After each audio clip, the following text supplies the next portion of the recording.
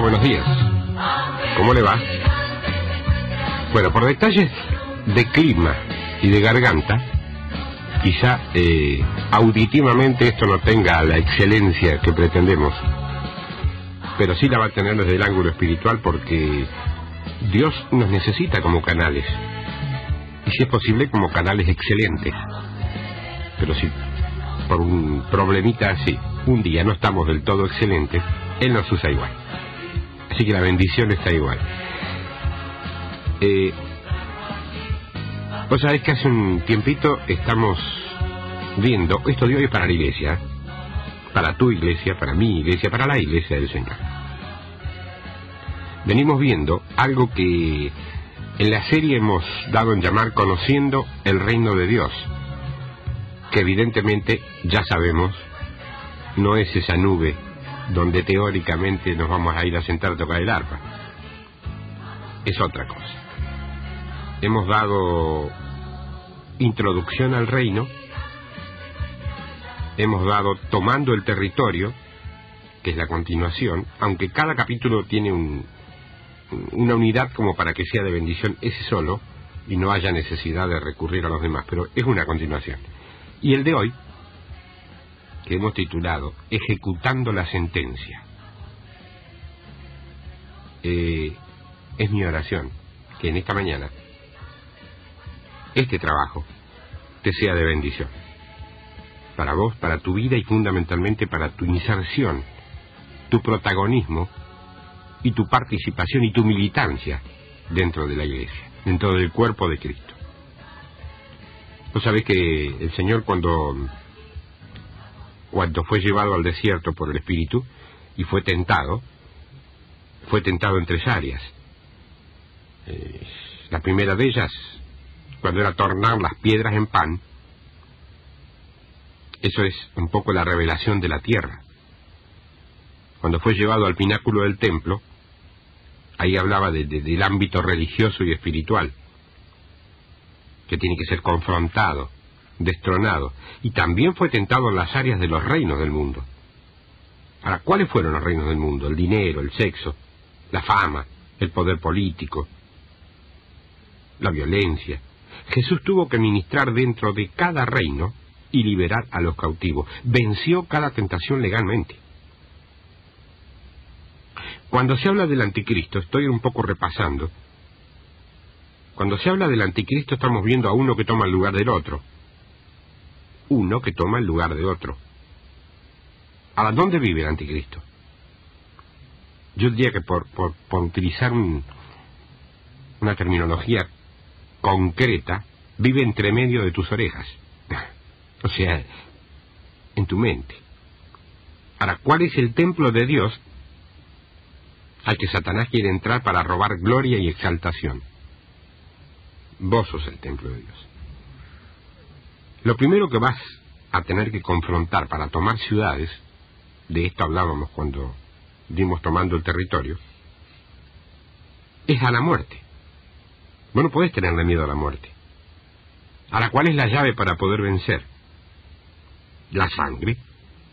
Porque eso significa que has muerto. Eso significa que en ese lugar ahora vive Cristo. Estás reinando. Reinando. No cuando te vayas al cielo, sino cuando mates al yo y te sentés en los lugares celestiales. Pues fíjate que un hombre que está muerto no siente nada. No le teme a la muerte porque ya está muerto. ¿Me explico?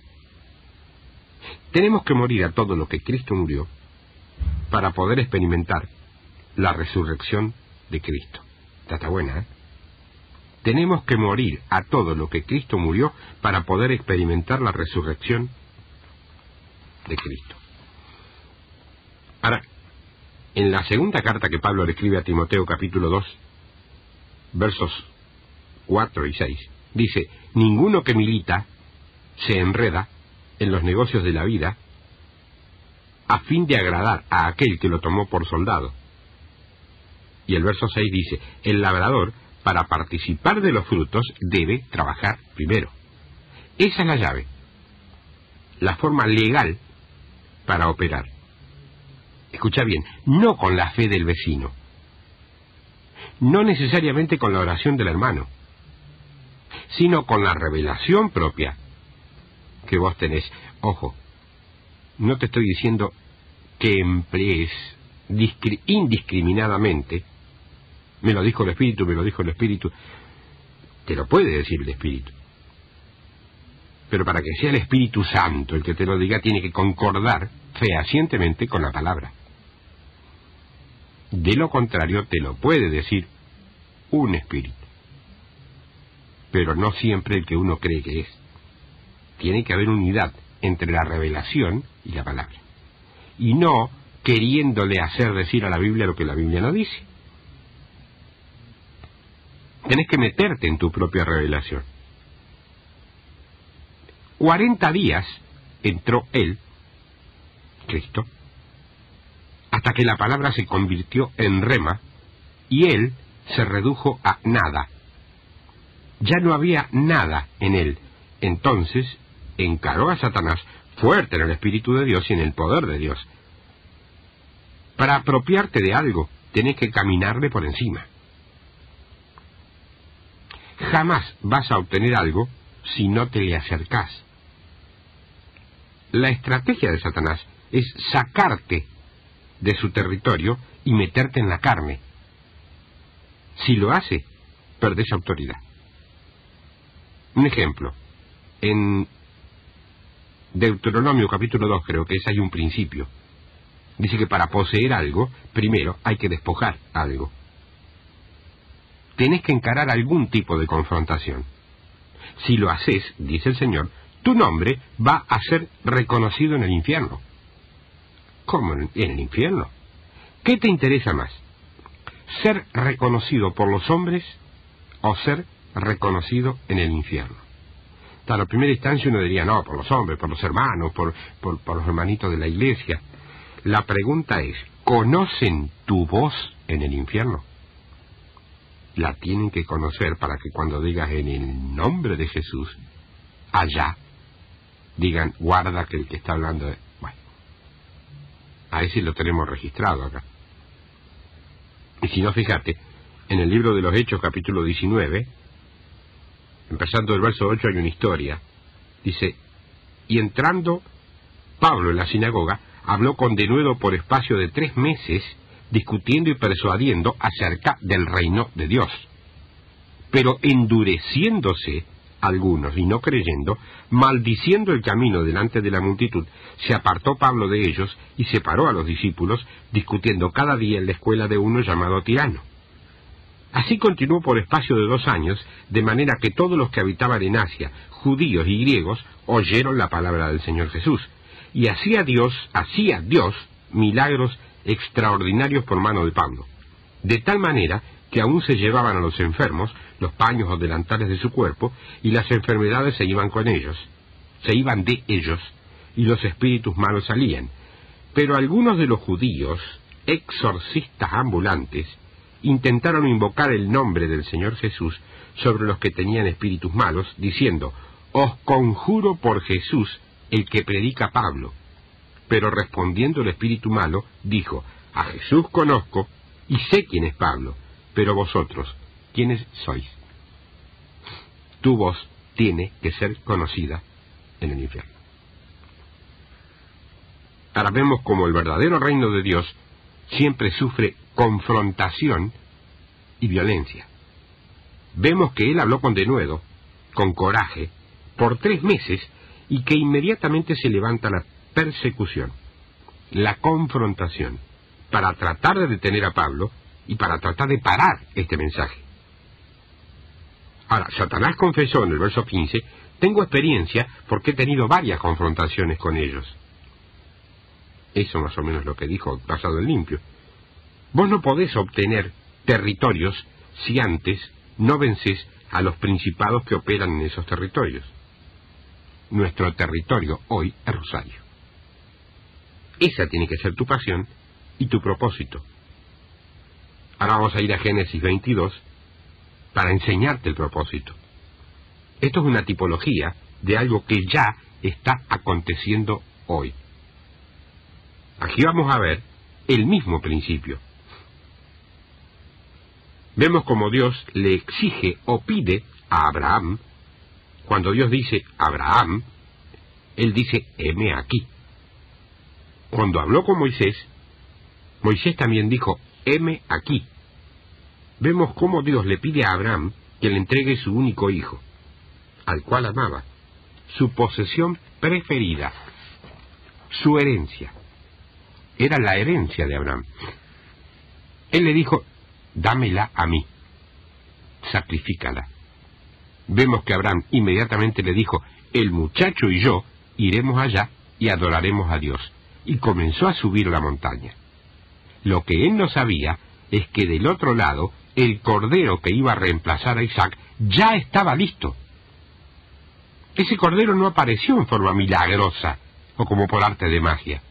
Ese cordero fue puesto allí por Jehová desde el mismo momento en que Abraham empezó a obedecer. ¿Entendés? Génesis 22, capítulo 22, verso 17 dice, de cierto te bendeciré y multiplicaré tu descendencia como las estrellas del cielo y como la arena que está a la orilla del mar, y tu descendencia poseerá las puertas de sus enemigos. En tu simiente serán benditas todas las naciones de la tierra, por cuanto obedeciste mi voz. Vemos que una promesa tiene que ser, consumada. Es poseer las puertas del enemigo. Cuando Pedro contesta a Jesús con total claridad y seguridad que Él es el Cristo de Dios, estaba junto a Jesús, estaba orando. Lucas capítulo 9.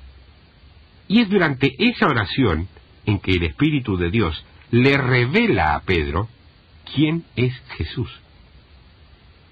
Que las puertas del Hades no prevalecerán contra la Iglesia y que todo lo que atáremos en la tierra en su nombre será atado en el cielo. Todo lo que atáremos en la tierra será atado en el cielo. Pues fíjate que la forma correcta de orar no es por peticiones, no es por tus necesidades, no es por lo que vos querés. La forma correcta de orar es, venga tu reino, y hágase tu voluntad en mí y a través de mí. El reino de Dios es el reinado de Dios, su autoridad, trayendo al hombre a una voluntad de obediencia al orden de Dios. Es la soberanía absoluta de Dios en todo poder y en todo territorio.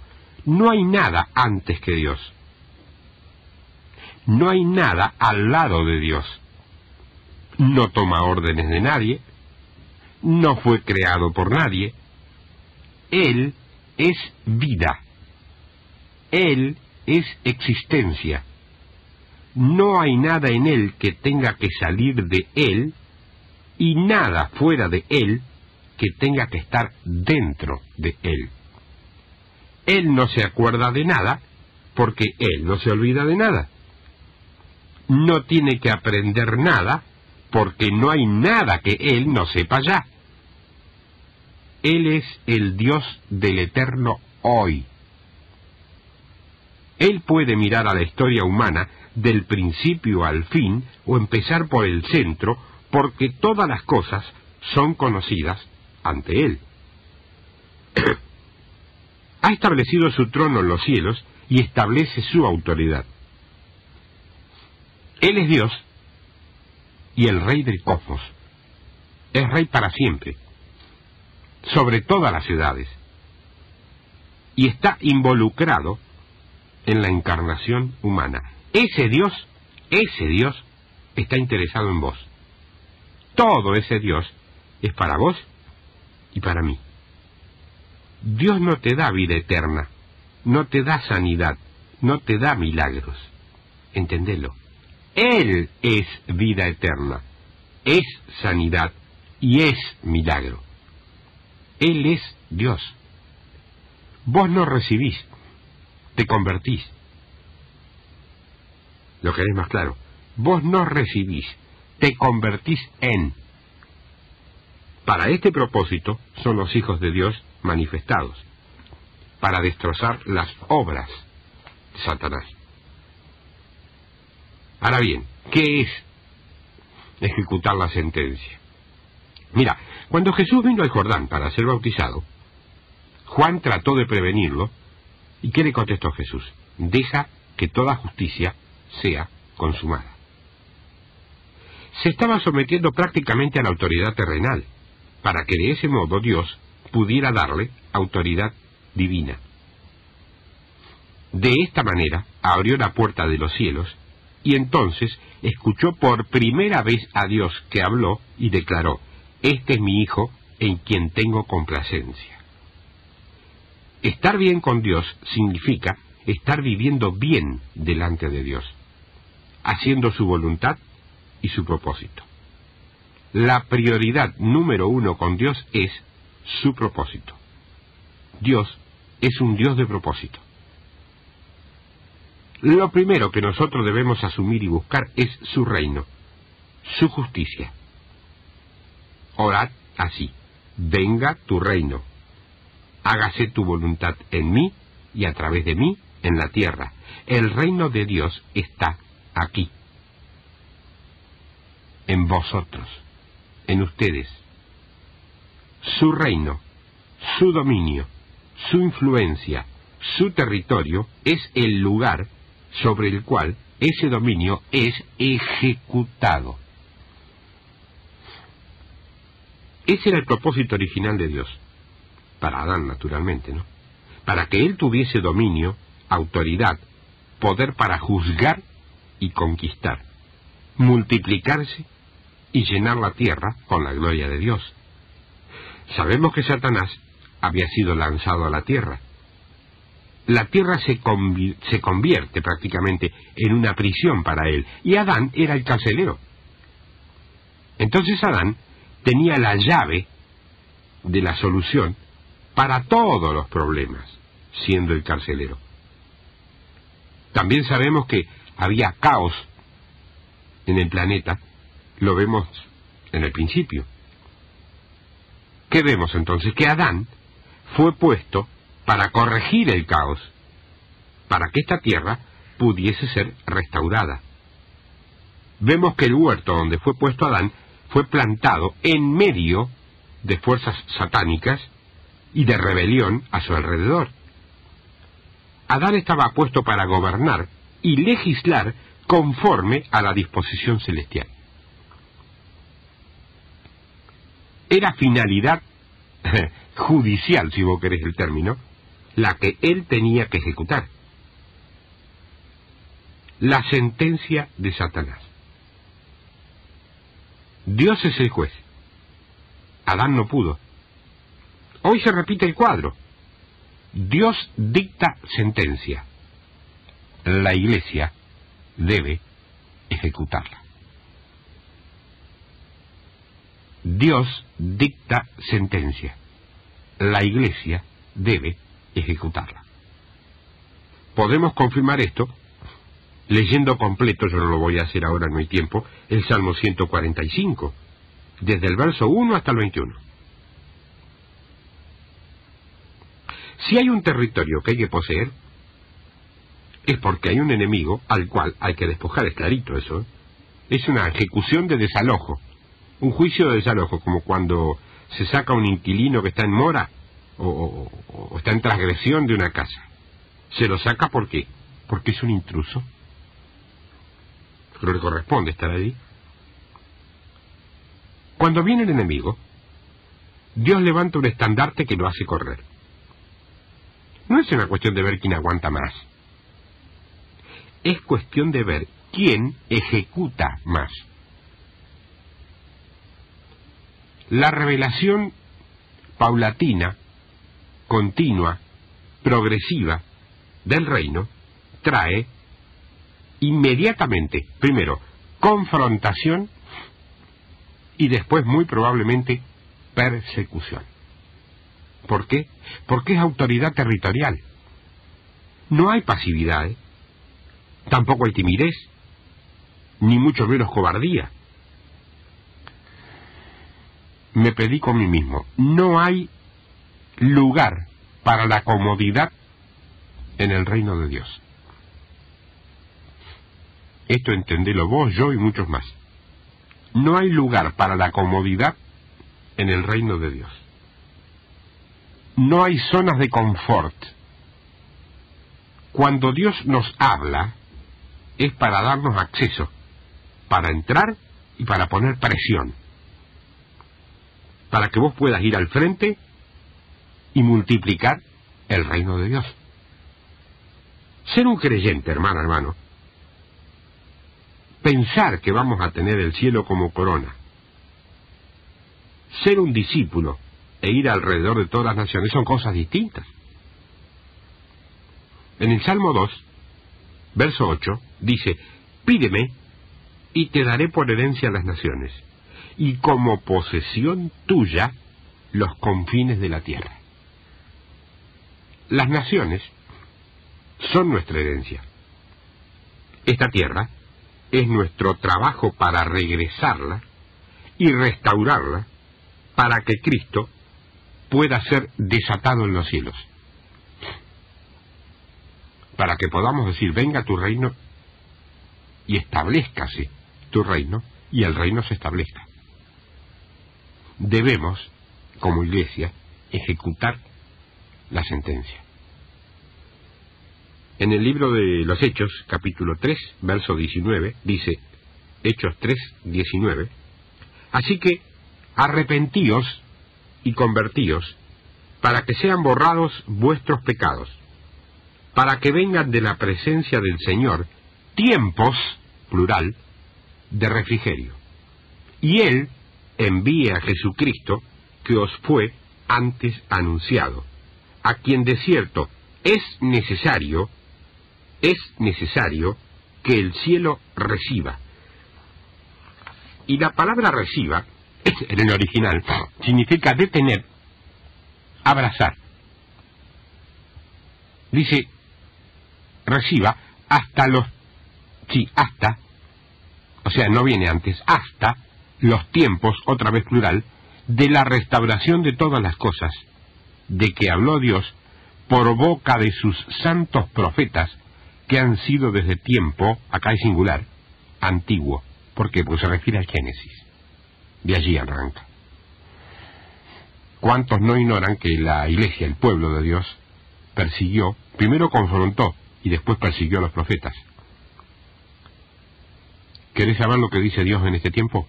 Estamos viviendo los tiempos de Juan el Bautista. ¡Epa! Estamos viviendo los tiempos de Juan el Bautista. Está detenido en los cielos y se va a quedar allí hasta que nosotros ejecutemos lo que debemos hacer. Estamos viendo que somos la simiente de Abraham. No somos judíos, tampoco somos gentiles, pero somos una nueva creación de una simiente incorruptible, que es la iglesia del Dios viviente. En Efesios capítulo 1 y versículo 3, dice que hemos sido bendecidos con toda bendición espiritual y tenemos ya esta promesa con nosotros. De manera que no tenemos que andar persiguiendo bendiciones. Somos bendecidos para hacer bendición a las naciones. Y tenemos entonces un enemigo espiritual con el cual luchamos, contendemos, no contra carne y sangre, es cierto, aunque él opera a través de carne y sangre. Ahora dice también que el reino de Dios sufre violencia. Aquel que sufre violencia califica, cualifica para tener posteridad, porque el reino de Dios es para obtenerlo por fuerza, y no estoy hablando de fuerza física. No se consigue nada pasivamente, ¿eh? Tenés que correr al diablo de tu mente, fuera de tu tierra, fuera de tu hogar, fuera de tu trabajo, y fuera de la ciudad. Para poder obtener victoria, tenés que recordar que Cristo dice: yo vivo a través de cada palabra que procede, es decir, que está procediendo ahora de la boca de Dios. No tenés que hablar mal, o no tenés que hablar incluso, o vivir del mensaje de ayer. No podés vivir del alimento de ayer. Tampoco podés vivir de la gloria de ayer, o con el movimiento de ayer. Lo que Dios hizo ayer está hecho. Dios es un Dios de hoy, de ahora. Hoy es el día de salvación. ¿Cuándo ¿Cuándo vamos a ejecutar la sentencia a Satanás? ¿Mañana? ¿Dentro de algunos días? ¿Cuándo? Ahora. Hoy es el día. Ahora.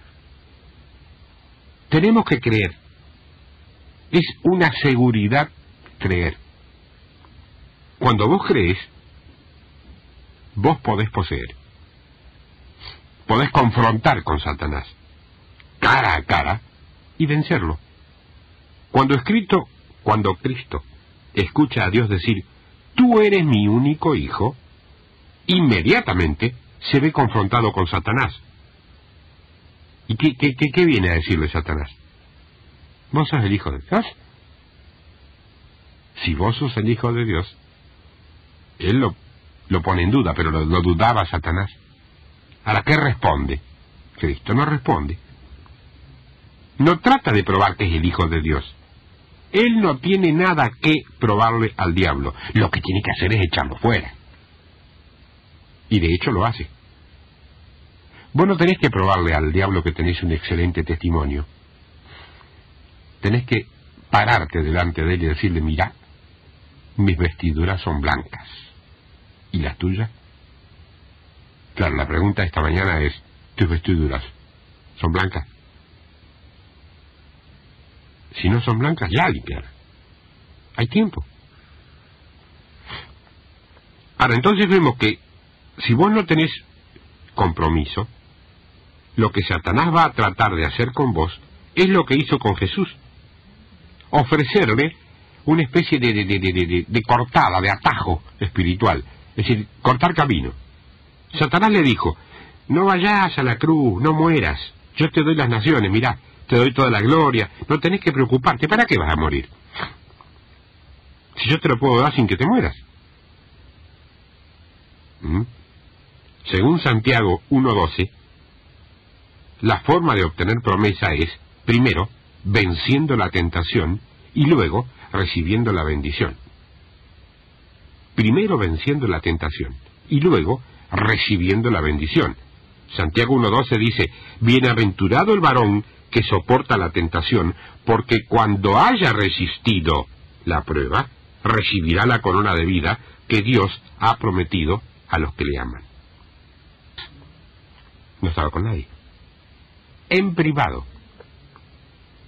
Ahora, cuando una generación no toma posesión, la promesa permanece para la próxima generación. Pero no te olvides que una generación normalmente, pese a que hay varias posiciones, una generación normalmente es, desde el nacimiento de una persona, el tiempo que va desde el nacimiento de una persona hasta el nacimiento de los hijos de esa persona. Dice: cuando una generación no toma posesión, la promesa permanece para la próxima generación. Si Dios no lo puede hacer con esta generación, no va a hacer con la que viene. Pero lo va a hacer. El plan de Dios no se va a alterar. Ahora, si tu pensamiento sigue siendo verte con unas botas espaciales ahí en medio de un rapto, yo te pregunto: ¿qué tenés para impartirle a la próxima generación? ¿Qué le podés predicar?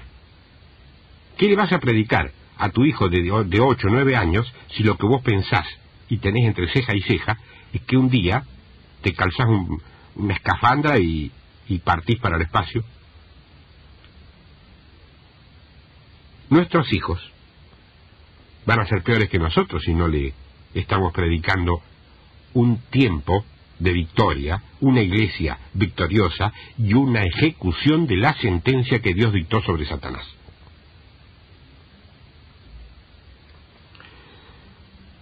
Ahora, si vos le predicás lo otro a los chicos y Cristo tarda en llegar, bueno, no sé por dónde van a andar los chicos. Quizás por donde andan una gran cantidad de chicos hoy. Y no hablo de chicos chiquititos ya, hablo de todos. Cristo viene por una generación más que vencedora.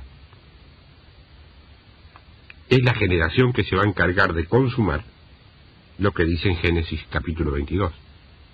Ahora, ¿esta es una generación más que vencedora? Concretamente, si podés vencer en lo privado, vas a ser recompensado abiertamente. Pero si Satanás te acorrala en lo privado, allí es donde te desafía en público. Te va a tratar de humillar públicamente. Te va a perseguir públicamente. Te va a poner presión. Y llegado el caso, hasta tormento. Tenés que vencer en lo privado. ¿Qué batalla privada estás afrontando hoy, hermana, hermano?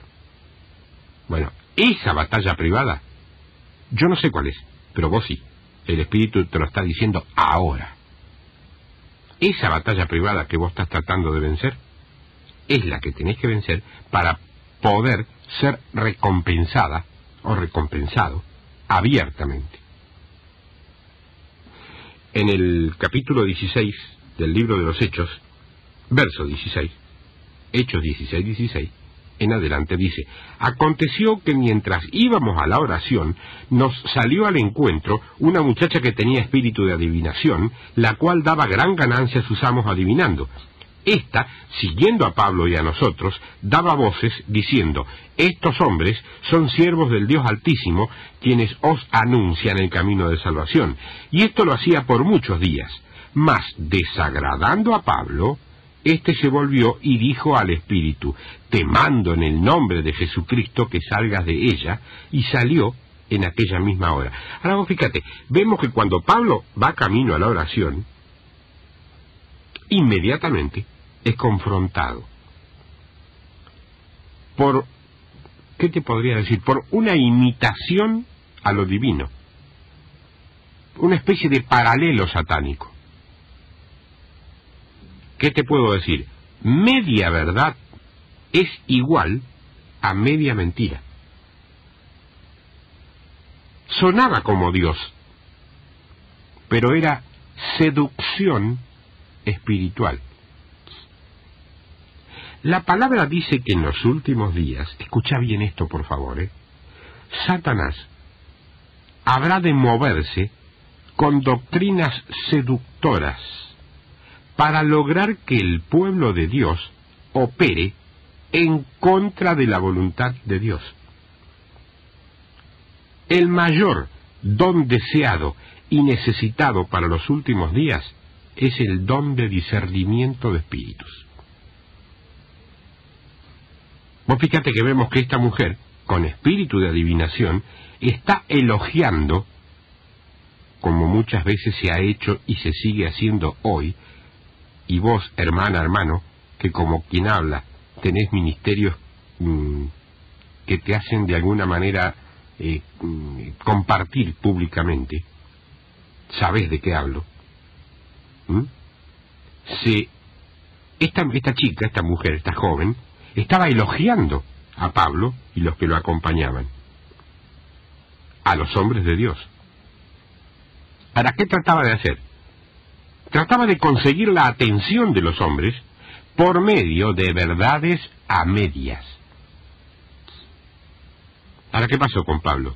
Su espíritu se agitó, se enojó espiritualmente, e inmediatamente, ¿qué hizo? Procedió a ejecutar sentencia y echar fuera ese demonio. Ahí comenzó la guerra. Allí comenzó la guerra. ¿Era mentira lo que decía la joven? No era mentira. ¿Pero por qué se enoja Pablo? Por discernimiento. Muchos han intentado darle otro contexto. Dicen que ella dijo en realidad que eran siervos de un Dios altísimo. No dice tal cosa los originales. Dicen siervos del Dios altísimo.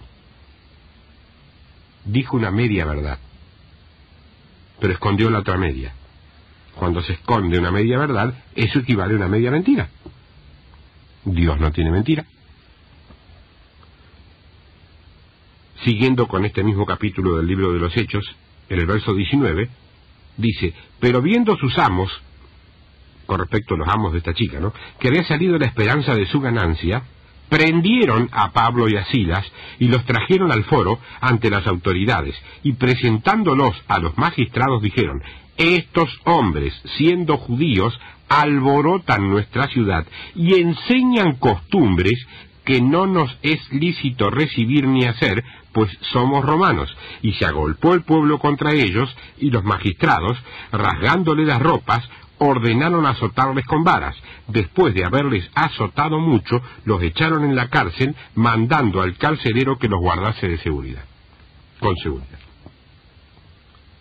Aunque el tiempo no nos dé para leer toda la Escritura, vamos a ver qué está haciendo Dios a través de esto aparentemente malo que le ocurrió a Pablo. Vos te fijás la reacción. La joven va y los elogia. Pero cuando Pablo reprende el demonio sale, los amos de la joven se enojan y, como se dice vulgarmente, los mandan en cana. Y le dan. Sin asco, ¿eh? Ahora Dios usa todas las cosas para bien. Verso 33 dice, y él, el carcelero, en este caso, tomándolos en aquella misma hora de la noche, les lavó las heridas, y enseguida se bautizó él con todos los suyos, y llevándolos a su casa, les puso la mesa, y se regocijó con toda su casa de haber creído a Dios. Se constituyó una nueva iglesia en el lugar, a partir de una ejecución de la sentencia por parte de Pablo. Bueno, ¿viste que en Santiago capítulo 1, verso 2, te dice que te regocijes cuando caigas en diversas pruebas y tentaciones? Estamos viendo que en medio de esto, a medianoche, Pablo y Silas comenzaron a adorar y glorificar a Dios, y de repente la tierra comenzó a temblar. Esta actitud rompió con todo el yugo y con toda la atadura, y edificó una nueva iglesia. En el capítulo 13 del libro de los Hechos, empezando del verso 2, dice, ministrando estos al Señor y ayunando, dijo el Espíritu Santo, apartadme a Bernabé y a Saulo para la obra que os he llamado. ¿No te acordás de este pasaje? Lo estuvimos viendo. Allí fueron ellos a ministrar y fueron prosperados. Y la palabra prosperados aquí significa impulsados hacia afuera. Dice que Pablo y Silas predicaron en Salamina y que desde allí se fueron a una isla. ¿Con qué se encontraron allí? ¿Vos te acordás que lo dimos eso? Con un exorcista llamado Barjesús. En otras palabras, hijo de Jesús. O sea, tipológicamente, una falsa deidad. En el mismo comité, sin embargo, estaba el procónsul, la alta autoridad de la ciudad. Vemos la cultura de la ciudad. Vemos el corazón y el palpitar de la ciudad. Vemos la raíz del problema. Esto, aquí, se llama hechicería. El espíritu controlador de la ciudad. Mira, hermano, vos nunca vas a acomodar el sistema religioso. El sistema religioso estoy hablando. Tenés que desafiarlo, no unirte. Ir en contra, espiritualmente hablando. Tenés que tener una fe violenta, intrépida, como dicen los criollos, corajuda. Vos no podés unirte en alianza con los sistemas religiosos porque no caminan por el mismo camino. tenés que batallarlos. Allí también hay una sentencia que ejecutar. En el Evangelio de Lucas, capítulo 9, dice, verso 1, habiendo reunido Jesús a sus 12 discípulos, les dio poder y autoridad sobre todos los demonios y para sanar enfermedades. Y los envió a predicar el reino de Dios y a sanar a los enfermos. Está claro acá. ¿Qué mensaje le mandó Jesús a predicar? El reino de Dios. No predicó denominación, no predicaba doctrina, no predicaba teología, ni mucho menos filosofías abstractas. Por ahí también es una corriente bastante seductora esa. Vamos a entrar en la abstracción para ver un Cristo cósmico, pero para el gachito. ¿De qué estamos hablando? Cristo es el que murió en la cruz por vos, por los pecados que te ensuciaron y que gracias a su sangre hoy tenés blancos, limpios y resplandecientes.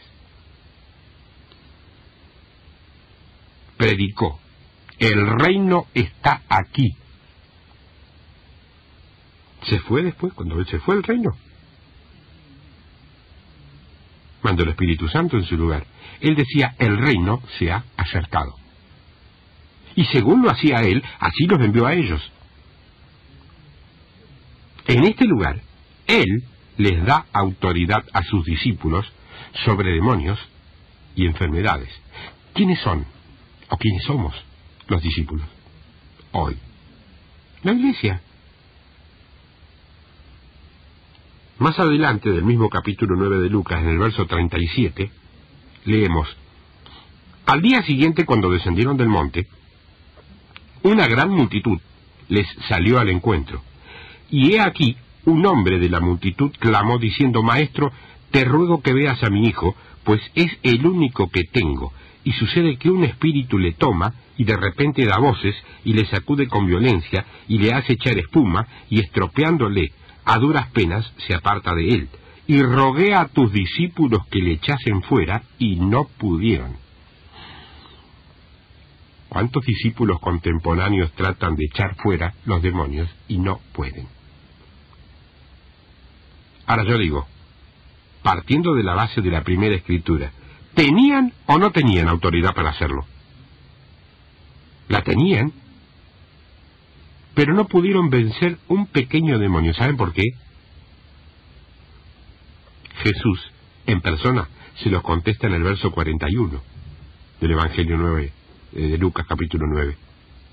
Dice, respondiendo Jesús dijo, oh generación incrédula y perversa, ¿hasta cuándo he de estar con vosotros y os he de soportar? Después le dice, trae acá a tu hijo, y él lo saca. Generación incrédula. ¿No habrá incredulidad en esta generación? Cuando llama generación perversa, no estamos hablando de perversión desde el punto de vista sexual, moral. También la hay. Pero estamos hablando de la perversión del Evangelio. De cambiar la predicación del Evangelio del reino de Dios por evangelios facilistas. Levanté una mano, acepté al Señor, soy salvo, no pierdo esa salvación, ahora tengo libertad para hacer lo que se me da la gana. No, no dice eso la Escritura. No dice eso la Escritura. Da la vuelta como quieras, pero no dice eso. Estamos viendo que en esa ciudad que leíamos recién, estamos viendo al diablo en esa ciudad, bajo la influencia de una generación que estaba maldita, y un espíritu perverso, un espíritu de incredulidad. Jesús ahí comienza a revelar el problema. Vemos la raíz de la incredulidad. Vos no podés estar ni operar bajo la influencia de una generación perversa o de un evangelio pervertido. No podés estar viviendo conforme a la legislación de un sistema cultural perverso. Yo he escuchado decir, cada pueblo adora a Dios conforme a su cultura. En parte eso es cierto, si vos lo mirás desde el punto de vista literal. Quizá los africanos son más demostrativos, los latinos somos más demostrativos, los sajones puedan ser un poco más fríos, pero eso es una explicación muy fácil. ¿Sabes por qué? Escuchá, hermano, no somos latinos, ni sajones, ni italianos, ni españoles, ni alemanes, ni chilenos, ni peruanos, ni bolivianos, ni siquiera somos argentinos, somos ciudadanos del reino de Dios. ¿Cuántos están diciendo amén? Me encantaría escucharlo. Por los auriculares lo único que escucho es mi propia voz, pero yo digo amén. No somos nada de eso en la prioridad. Eso es una cuestión conceptual, literal, física. Somos ciudadanos del reino de Dios, y no de abajo, sino de arriba. Por encima de la generación perversa, por encima de la cultura. Vos no podés expulsar pecado con pecado.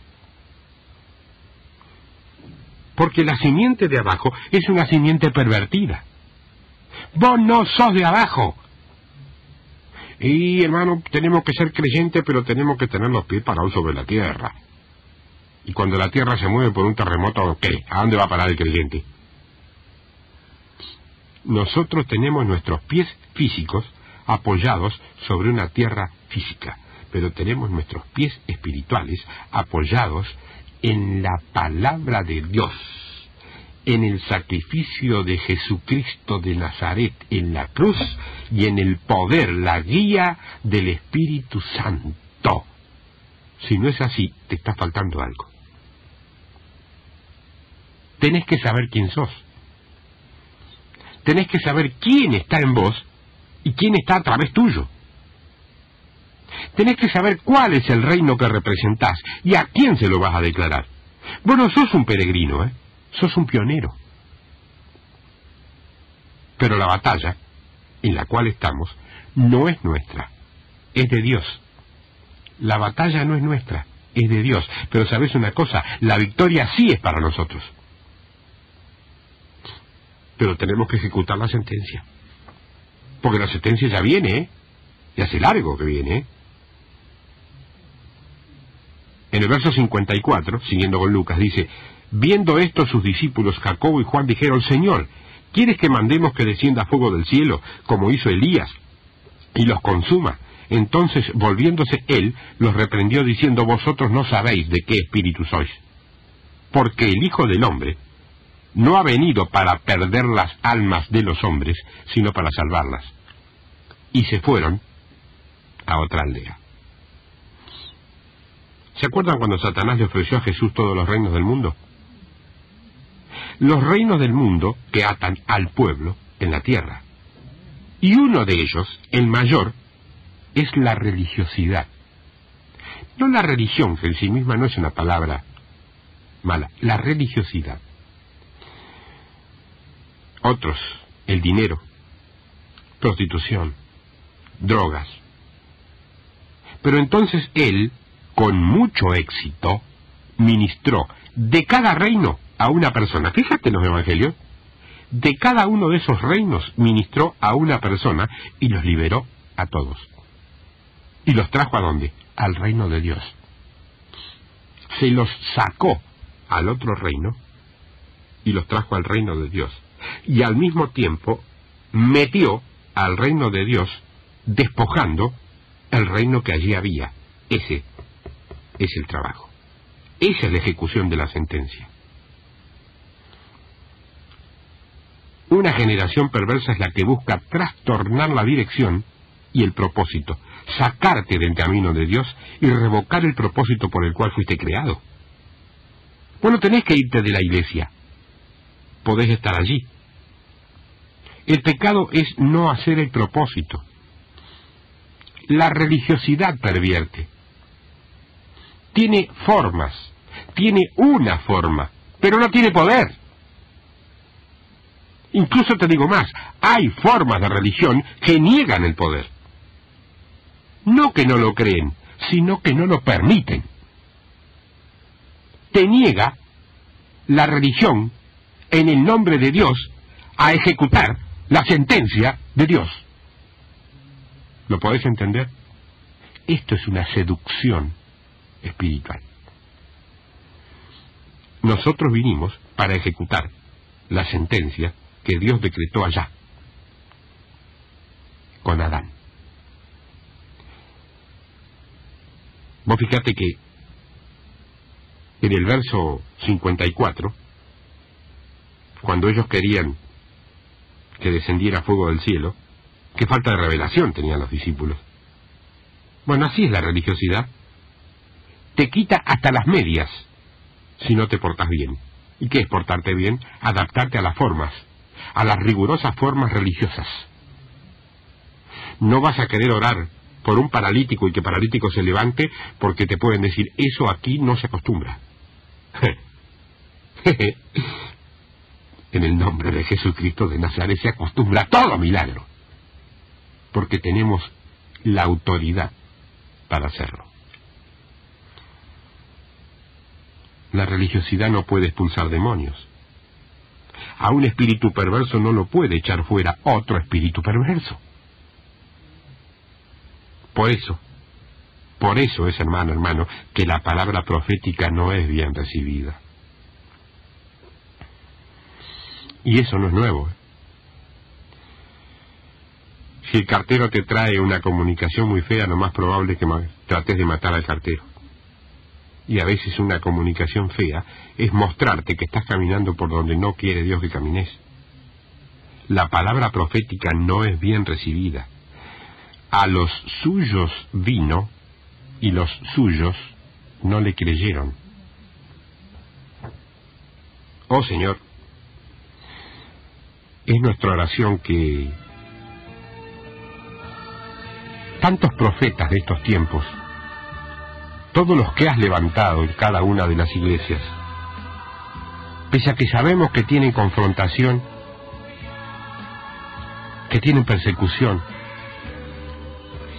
que se los margina, que no se les cree, que no se les entiende, yo te pido en esta mañana, Señor, que para que puedan mostrar en tu nombre el camino para ejecutar la sentencia, les des también la ubicación, el amor y la madurez, como para que no caigan en la perversión del manipuleo o de la manipulación de una iglesia de la cual no son responsables.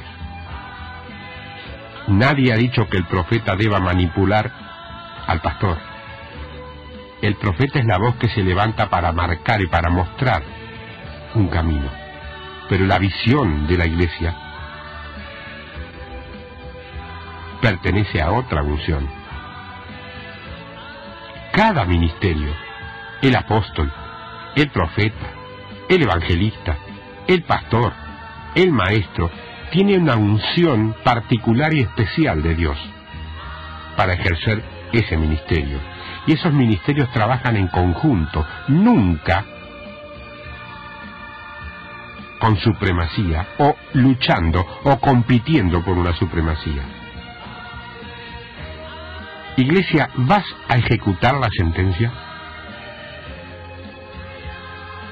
Cuando ejecutes la sentencia, en el momento en que lo hagas, habrás sacado parte del reino de Satanás y lo habrás integrado bajo la jurisdicción del reino de Dios.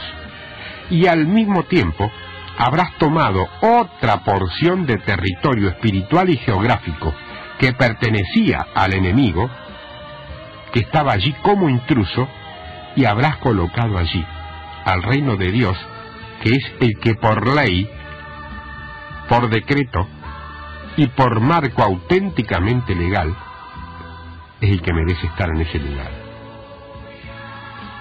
¿Cuántos en esta mañana quieren formar parte de la iglesia que ejecute la sentencia? ¿Cuántos? Haz tu pacto con el Señor allí donde estás y dile: Señor, yo hoy comienzo a ejecutar la sentencia como iglesia. No sirve la lucha individual, como cuerpo. como iglesia, no sirve la lucha individual. El aporte individual es hacia el cuerpo. Hay una unidad, hay un monolítico verticalismo en el reino de Dios. El reino de Dios no es democrático, es monárquico. Él es rey y vos, yo y todos los demás somos sus siervos. Y vamos camino a ser sus hijos. Y somos ciudadanos de ese reino. Y en el nombre de ese reino, en el nombre de Jesucristo de Nazaret, tomamos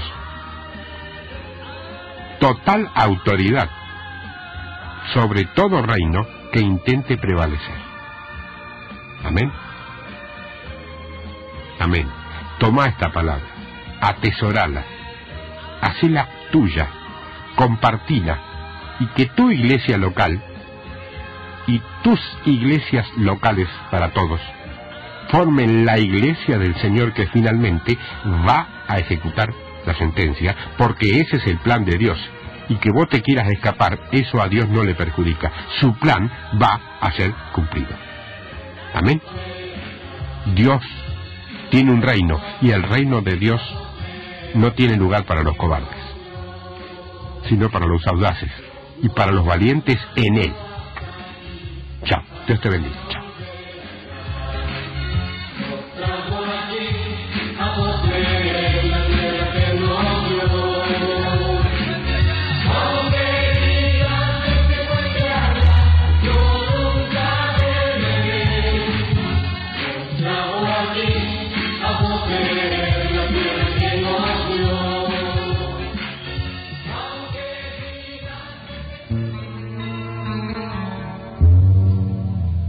Desde Rosario, 95.